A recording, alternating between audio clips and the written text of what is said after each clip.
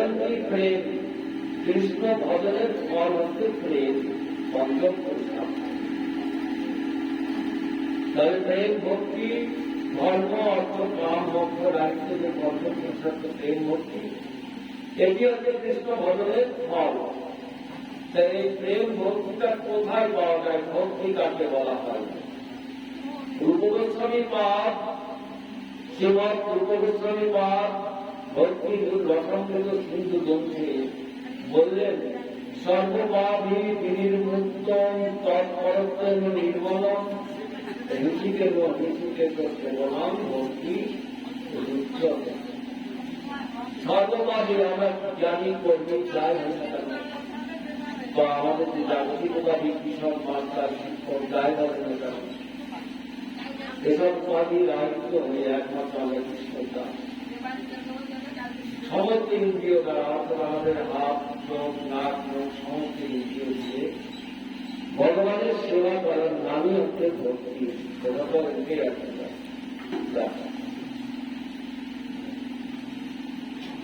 যদি কাজ পায় অবশ্যই পাওয়া যাবে।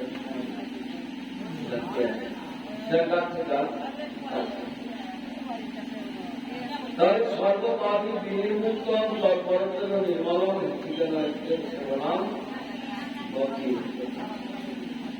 তাহলে বলে বিশুদ্ধ ভক্তি। বিশুদ্ধ ভক্তি কাকে বলে? অন্য অভিলাষিতা শূন্যম জ্ঞান কর্মাত্ম অপীতম অনুকূল্যেন কৃষ্ণানুশীলনং ভক্তি। অন্য অভিলাষ শূন্য হয়ে জ্ঞান কর্ম অনাবৃত হয়ে একমাত্র কৃষ্ণ অনুশীলন, এটি হচ্ছে বিশুদ্ধ ভক্তি লক্ষণ। এই ভক্তিটা কোথায় পাওয়া যাবে? বললেন পাওয়া যাবে সরঞ্জম। ভগবান কৃষ্ণ বলতে উদ্ধবকে, প্রায় ভক্তি যোগেন সর্বসঙ্গেন বিদ্যতে সম্যপ্রায়ণামি সতমঃ। প্রায় না ভক্তি যোগেন সৎসঙ্গে একমাত্র সাধু ধরা পাওয়া যায়। তাই চৈতন্য বলতে কৃষ্ণলাভ গোস্বামী পাদ কলম দিলেন, কোন ভাগ্যে কোন বিভেদ শ্রদ্ধা যদি হয়, তবে সেই দিকে সাধু সঙ্গ করেন। সাধু সঙ্গ হইতে হয় শ্রবণ কীর্তন, সাধন ভক্তং লক্ষণী বর্তন। অনাথনীকৃতি হইতে ভক্তের নিষ্ঠা হয়, নিষ্ঠা হইতে শ্রমার্থে রুচি উপজন, রুচি হইতে করে হয় আসক্তি প্রচুর, আসক্তি হইতে চিত্ত জন্মে কৃষ্ণ চিন্তন ফুল। সেই ভাবে কারো হলে ধরে প্রেম নাম, সেই প্রেমে প্রয়োজন সর্বানন্দ ধাম। তাহলে সাধুসঙ্গ কি হয়? সাধুসঙ্গ হয় শ্রবণ কীর্তন, দর্শনী বলা ভক্তি, রঙ্গ সাধন নবমীয় ভক্তি। বিদ্যা অধ্যয়ন কালে অসুর বালকদের প্রহ্লাদ মহারাজ প্রহ্লাদ মহারাজ বলছে, হে পড়ুয়াগণ, হে সমাজগণ, তোমরা সকলে এসো আমাদের জীবন, আমরা আমাদের জনম সফলতা লাভ করি, আমাদের জনম সার্থক করি। এসো শ্রীহরি ভজন করি, শ্রীহরি গুণদাস কীর্তন করি, এসো তার গুণদাস শ্রবণ করি। এসো তোমরা সকলে এসো, আমাদের জনমের সফলতা এটি নদের নয়।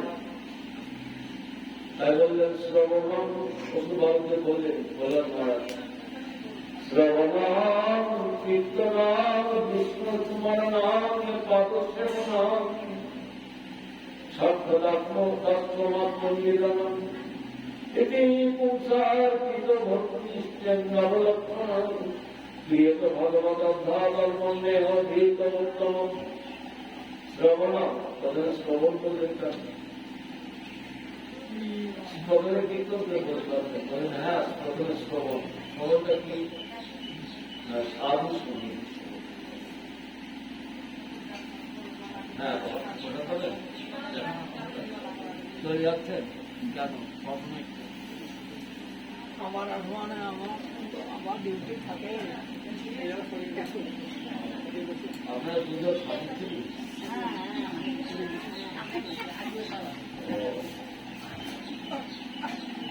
তার ঘটনা হচ্ছে কি বললো? শ্রবণ। শ্রবণ ও মায়ের সামনে শোনা জানো কি ওখানে কোন বাবা আছে আপনার?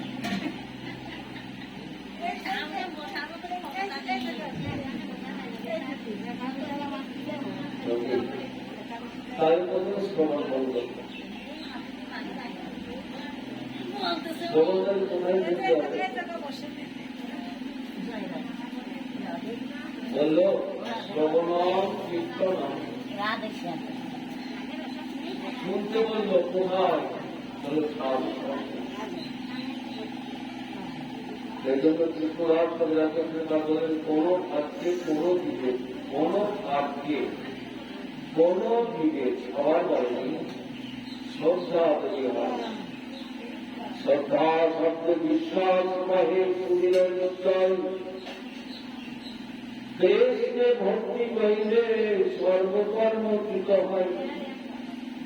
যদি ভগবান কৃষ্ণের সেবা করা হয়, সব পাপ হয়ে যায়, আর কিছু লাগে না। গাছের প্রায় জল দিয়ে গাছের ফাঁকা ফাঁকায় আর জল দিতে হয়। তত ভগবান কৃষ্ণকে আরাধনা করে কৃষ্ণই গৌর। যদি সাধু সঙ্গে গেলে কৃষ্ণ কথা হয়, তখন বলছে ভগবান বলছি আমার কথা শুনলে কি হয়? সিন্নন্তে ভারত বলছে, সিন্নন্তে স্বকথা কৃষ্ণ পূর্ণ শ্রবণ কীর্তন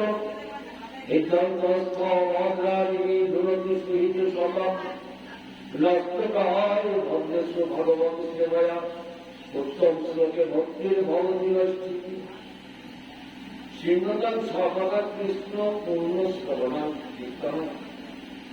যে আমার কথা কৃষ্ণ কথা যদি শ্রবণ কীর্তন করা হয়, বিধ্বন্ত অপ্রাণী গীত উন্নতি কামনা বাসনা যেসব মল ময়লা এগুলি ধুয়ে গেল। যখন ধুয়ে গেল তখন হৃদয় নির্মল হচ্ছে, প্রস্তাব হচ্ছে, ভগবান কৃষ্ণ তখন এই হৃদয় বসতে পারে। শরীরে খন্ডিরে চিত্তে কৃষ্ণে দ্বার গতি হবে পাইবে সন্তোষ। ধীরে ধীরে বিদ্যা অবিদ্যা অজ্ঞান এই আমি মনে যাচ্ছি, ভেদ ভয় শোক এগুলি সব দূরীভূত হবে। জগাই তো করতে হয়, নিশ্চয় হয়। তাই ভগবানের কথা আমাদের স্মরণ করা। আমরা মনে করি যে আমাদের পুরা আজকে ডিউটি, আমাদের ডিউটি পুরা আজকে আমাদের আজকে দুদিন, কেমন দুদিন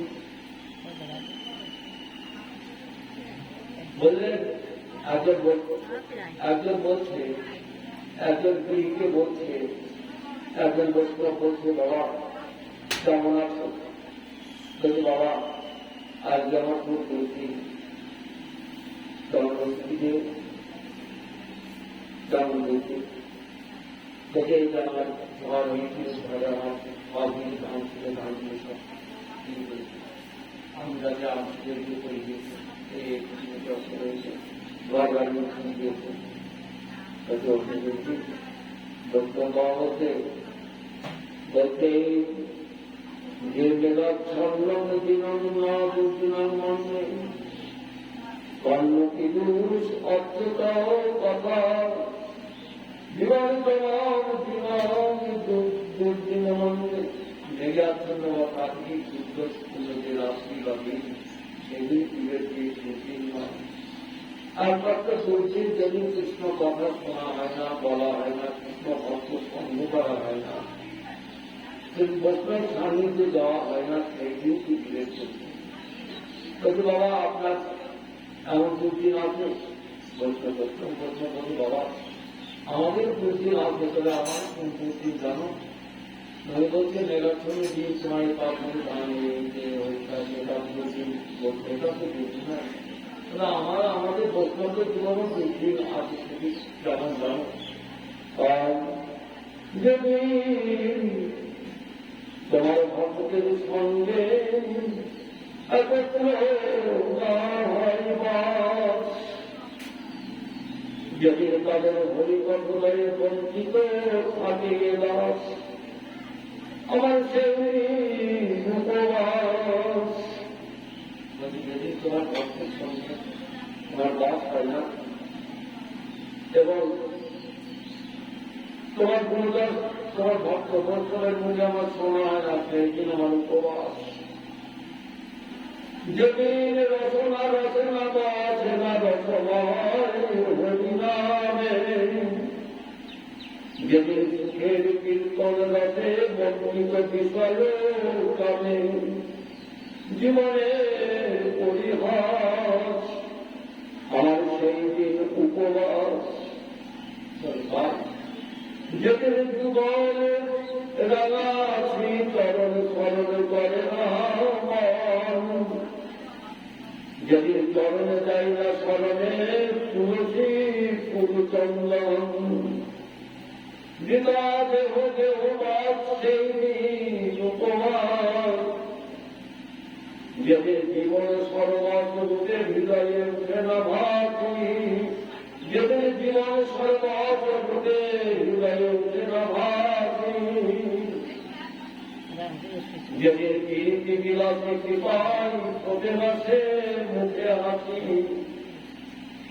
সেদিন যুগল সে মনের রসে ভরিয়া উঠে না যেদিন আমার বিষয়ের রসে অন্তর মানে সে দুর্ভাগ্য সর্বনাশ সেদিন আমার উপবাস। যেদিন নিজের ভজন গরমে জাগে হীনযোগিমান, সেদিন সে চকিতের মহায় হরি অন্তর্ধান। যেদিন হৃদয় জন্য আসলে ভক্তি দেবী না আসে, যেদিন দেহ হয় না ভূষিত বৈষ্ণব পাদ লাগে।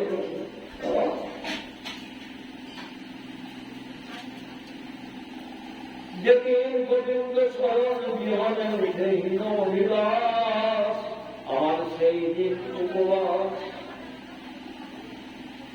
যেদিন কুদিন কুগ্রহময় মহাসংকট মরণের ভয়, ভূকম্প ভিড়ি ঝঞ্ঝা প্রলয় প্রদীপ মহামারী জয়, সেই দিনেই করে বাস।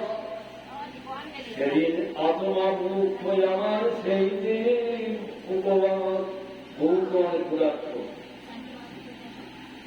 রায় রামানন্দ মহাপুরুষ কর্মকর্ত বলছে, অত দুঃখ মধ্যে দিলে জন দুঃখ জনী, কৃষ্ণ ভক্ত বিরহ সঙ্গ বিরহ দুঃখ মধ্যে গণী।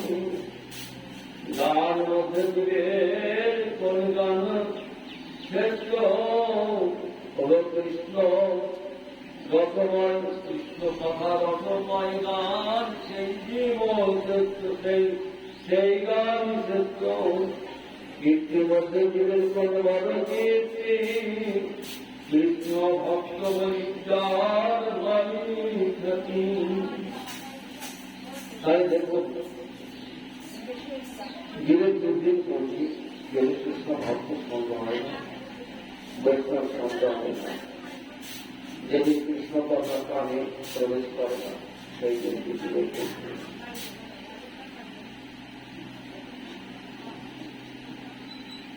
আমরা মানুষের জন্য প্রাপ্ত হয়েছি কৃষ্ণ মাধবের জন্য। তাই মনুষ্য জন্মটা প্রাপ্ত হয়েছে কৃষ্ণ ভজনের শ্রেষ্ঠ। ভগবান যে বলেন এটি সুন্দর জন্ম,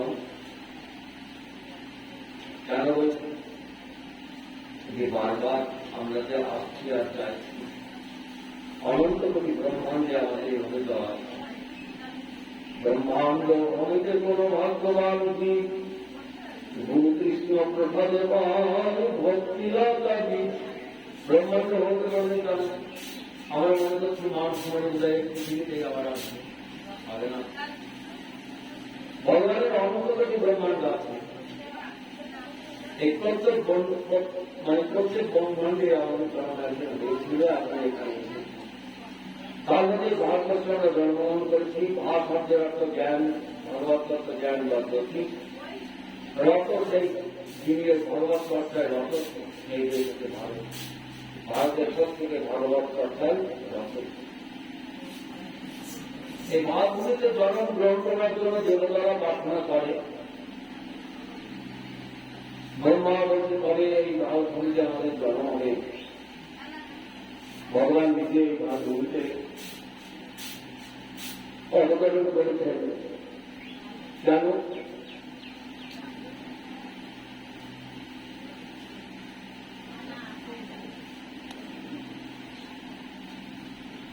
দেবতারা প্রার্থনা করে এই ভারতবর্ষ জন্মের জন্য।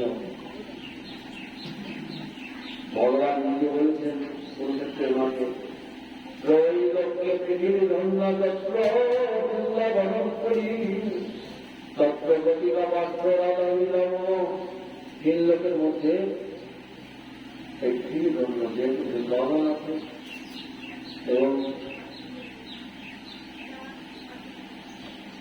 আমার মধ্যে আমাদের কবিশ্রেষ্ঠ গঙ্গাবলী নামে কবিশ্রেষ্ঠ পাঠ করা আরো শ্রেষ্ঠ শ্রীমতী রামারানী।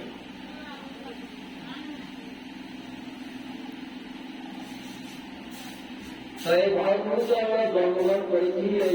এই মনুষ্য দেহটি আমাদের এই ভব সমুদ্র পার হবার এক উপযোগী ঢেলা। শ্রীমদ ভাগবত বলছেন, নিদেহ মধ্যম সুলভম